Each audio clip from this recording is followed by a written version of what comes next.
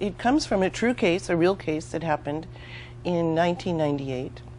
I was in Paris, and I met the director of the Child Investigation Service police unit in Paris. It was just by chance. He came into a cafe where I was with my friend, and I had just been to the Cluny Museum, you know, the Renaissance Museum in Paris, and been looking at the tapestries of Girl with a Unicorn. So when his friend came in, he was bald on top and he had a tonsure of hair. He looked like Friar Tuck, but he looked medieval. He had a medieval face. I thought he could just stepped out of a tapestry. And he said, I said, what do you do? And he said, I'm in charge of the Child Investigative Unit. And he said, would you like to visit my unit? And I said, okay, because when a French policeman hands you a card, I always go. I had no real intention of writing about, children.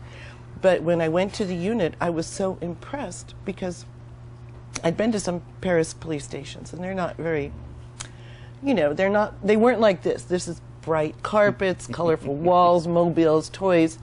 And I met many of the people in the unit and was so impressed by their commitment and their caring and how they work on cases, which has to be hard. And so I spoke with one young woman, excuse me, and I said, my story is set in June 1998.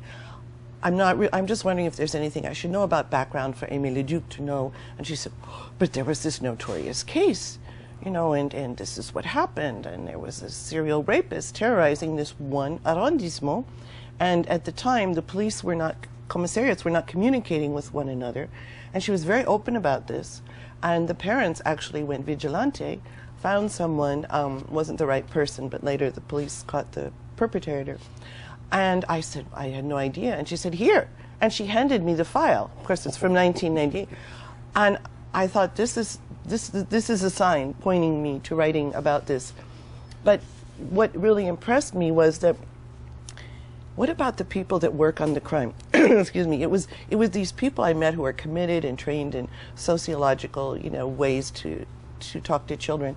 What is it like for people who work police to be professional and do their job right and then go home to their family and to their loved ones and be 100% there? How is it for someone who works in this field? So I really think I wanted to explore more about the people that work on these cases and how these events impact the parents, everyone in the life.